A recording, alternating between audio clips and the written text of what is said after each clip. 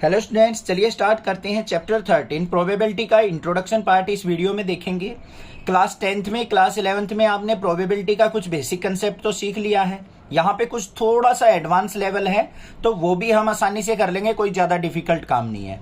सबसे पहले अगर मैं बात करूं यहाँ पे प्रोबेबिलिटी की, तो किस चीज को आप प्रोबेबिलिटी के अंदर लोगे, ये सोचो जल्दी से जल्दी कि किस चीज को हम प्रोबेबिलिटी के अंदर लेके चलते हैं। अगर मान लो कोई भी चीज के चांसेस दे रखे हैं, वो किसके अंदर आएंगे, हमारे प्रोबेबिलिटी के अंदर। अब चांसेस से रिलेटेड क्या है, मतलब अब जैसे मान लो आप एग्जाम दे के आते हो, आपके फ्रेंड्स पूछते हैं भाई आपके कितने % नंबर आ सकते हैं, मतलब एग्जाम कंप्लीट होने के बाद आपस में डिस्कशन होता है, तो आप कह सकते हो कि भाई मेरे चांसेस है 90% मार्क्स आने के।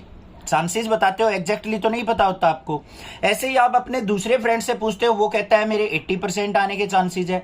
मान लो आपका कोई एवरेज स्टूडेंट हो या फिर कोई भी मतलब फरलोबाज स्टूडेंट हो जो पढ़ाई में ध्यान ना रखता हो, वो क्या कहेगा, भाई मैं तो पास भी हो सकता हूं और ना भी हो सकता हूं, कुछ नहीं चांसेस, कुछ नहीं पता अभी तो मुझे। या फिर वो इस तरीके से कह सकता है कि भाई 30% चांस है मेरे पास होने के, बाकी फेल होने के कितने चांस हो गए, 70%। इस तरीके से चांसेस के अगर बारे में बात करते हैं ना, तो वो सारी चीजें हमारी किसके अंदर आती हैं, प्रोबेबिलिटी के अंदर। अच्छा, और बता देते हैं, सर्वे वगैरह होते हैं, सर्वेज को जो हम रिकॉर्ड लेके चलते हैं, उस रिकॉर्ड को भी हम प्रोबेबिलिटी के अंदर लेके चलते हैं। अनसर्टेनिटी, किसी चीज की अनहोनी होना या होनी होना, उन चीजों के बारे में अगर हम बात करें तो वो भी किसके अंदर आएगी, प्रोबेबिलिटी के अंदर। अब जैसे मान लो क्लाउडी मौसम हो, क्लाउडी वेदर है, अगर आपसे पूछे भाई चांसेस क्या है बारिश आने के, आप कहो भाई आ सकती है बारिश, दूसरा कोई फ्रेंड कह दे नहीं को नहीं आएगी, आज बारिश नहीं आएगी, तो वो चीजें भी क्या है, प्रोबेबिलिटी के अंदर आती हैं। ठीक, बात क्लियर हो गई। अब बात करते हैं प्रोबेबिलिटी जो होती है हमारी 3 टाइप से लिखी जाती है। 3 टाइप से लिख सकते हैं हम उसको। परसेंटेज की फॉर्म में भी लिख सकते हैं, फ्रैक्शन की फॉर्म में भी लिख सकते हैं और डेसिमल की फॉर्म में भी लिख सकते हैं। इन तीनों फॉर्म में हम क्या लिख सकते हैं, प्रोबेबिलिटी को राइट डाउन कर सकते हैं।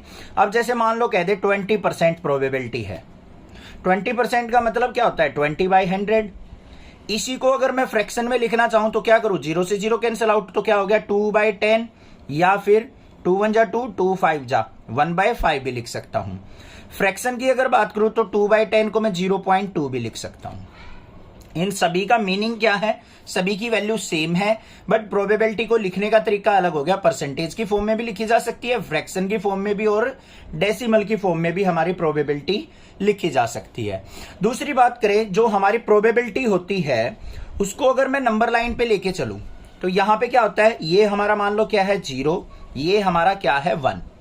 हमेशा जो प्रोबेबिलिटी होगी हमारी 0 से 1 के बीच में लाई करेगी, ना तो 0 से लेफ्ट साइड जाएगी, नेगेटिव कभी भी नहीं होगी, और ग्रेटर देन 1 प्रोबेबिलिटी कभी भी नहीं होगी। हमेशा कहां से कहां लाई करेगी, 0 से 1 के बीच में लाई करेगी। तो हम प्रोबेबिलिटी को लिख देंगे यहां पे हमारा क्लोज इंटरवल 0 से 1 के बीच में, 0 से 1 के बीच में लाई करेगी हमारी प्रोबेबिलिटी। 0 भी हो सकती है और 1 भी हो सकती है, और 0 और 1 के बीच में भी हो सकती है। 0 से लेफ्ट नहीं जाएगी, मतलब नेगेटिव नहीं होगी, और ग्रेटर देन 1 भी नहीं होगी। ये होती है हमारी प्रोबेबिलिटी का इंटरवल। समझ में आ गई। तो कैसे लिख सकते हैं इसको, 0 less than equal to probability less than equal to 1। ये चीज ध्यान रखना, हमेशा प्रोबेबिलिटी हमेशा 0 और 1 के बीच में ही लाई करेगी। दूसरी बात करते हैं हम, जैसे हम क्लास 10th में 11th में सीख के आए हैं, तो प्रोबेबिलिटी हम निकालते कैसे हैं, प्रोबेबिलिटी ऑफ कोई भी इवेंट ए निकालते हैं तो क्या होता है, number of favourable outcome divide by क्या होता है, total number of outcome, total number of outcome. ये अभी थोड़ा सा हम पिछली क्लासेस का ही पढ़ रहे हैं, ठीक है। ये चीज होगी हमारी प्रोबेबिलिटी किसी इवेंट की निकालते हैं, number of favourable outcome upon में टोटल नंबर ऑफ आउटकम, ये तरीका होता है। अब मान लो हमारे पास कोई भी इवेंट है, ई इवेंट, तो प्रोबेबिलिटी ऑफ ई इवेंट हमारे पास कुछ दे रखी है, और प्रोबेबिलिटी ऑफ ई इवेंट ना होने की प्रोबेबिलिटी भी हमें दे रखी है। यहां पे डैश भी लग जाता है, बार भी लग जाता है, वो भी हमें दे रखी है। तो हमेशा क्या होगा, इसको हम ऐसे भी लिख सकते हैं कई जगह, ए के ऊपर बार। तो प्रोबेबिलिटी ऑफ इवेंट होने की और ना होने की प्रोबेबिलिटी, इन दोनों का सम ऑलवेज क्या होगा, 1। दोनों का सम क्या होगा? ऑलवेज 1। अब देखो बच्चों, 1 को हम परसेंटेज की फॉर्म में लिखे तो यहां पे हमारा क्या हो जाएगा? 1/100 परसेंटेज की फॉर्म में लिखेंगे। तो देखो एक चीज, अगर मान लो आप कह दे, आपका दोस्त ने कह दी कि भाई 30% चांस है मेरे पास होने के और 70% क्या हो जाएंगे उसके ना होने के, तो टोटल प्रोबेबिलिटी क्या होगी? 100%। 100 को क्या लिखेंगे? 100/100, तो किसके इक्वल आ गई? 1 के इक्वल ही आ गई। तो मतलब किसी इवेंट के होने की और ना होने की प्रोबेबिलिटी ऑलवेज जो होगी वो किसके इक्वल होगी? 1 के इक्वल होती है। क्लियर हो गई ना बात? समझ में आ गई ये बात? अब बात आती है यहाँ पे एक दो फॉर्मूले यूज होंगे हमारे सेट वाले, probability of A union B, क्योंकि यहां पे हमारी कंडीशनल प्रोबेबिलिटी है इस चैप्टर में। तो कंडीशनल प्रोबेबिलिटी में हम क्या करेंगे? यहां पे देखो ए यूनियन बी किसके इक्वल होता है? हमारा प्रोबेबिलिटी ऑफ ए, और फिर प्लस में प्रोबेबिलिटी ऑफ बी, और माइनस में क्या होता है हमारा? Probability of A intersection B. यही तो होता है, यही चीज पढ़ी है हमने। अगर हमें probability of A intersection B निकालनी है तो कैसे निकलेगी? प्रोबेबिलिटी ऑफ ए प्लस में प्रोबेबिलिटी ऑफ बी, माइनस कर दो इसको ले जाके probability of A union B.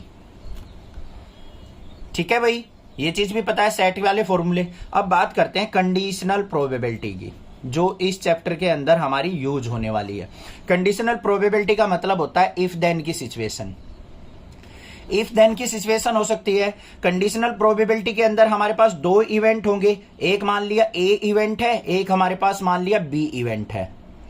A event जो होगा और बी इवेंट होंगे आपस में एक दूसरे पे डिपेंडेंट मिलेंगे।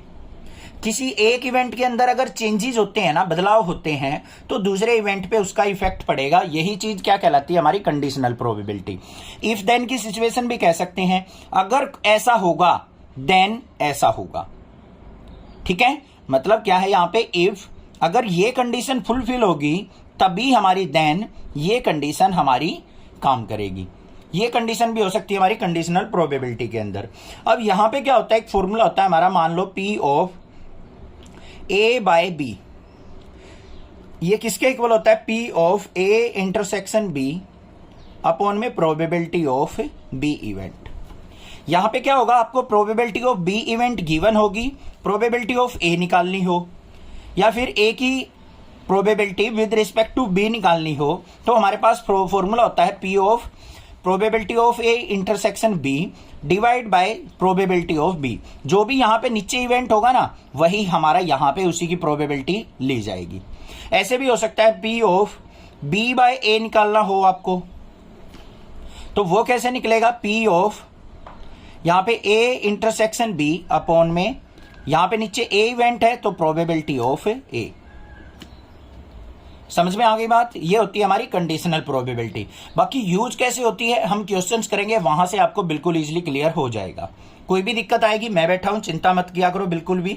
आपका सपोर्ट मैं करने के लिए बैठा हूं, आप भी सपोर्ट करते रहिए। बस नेक्सा क्लासेस को ज्यादा से ज्यादा शेयर करते रहिए, सब्सक्राइब कीजिए चैनल को, लाइक कीजिए और कमेंट करके जरूर बताया कीजिए। मोटिवेट करना हमें, कि मुझे भी मोटिवेशन मिले कि हाँ भाई स्टूडेंट्स को, मेरे स्टूडेंट्स को समझ में आ रहा है और मैं आपके लिए और अच्छा कंटेंट लेके आऊं। Thank you students for watching Nexa classes video.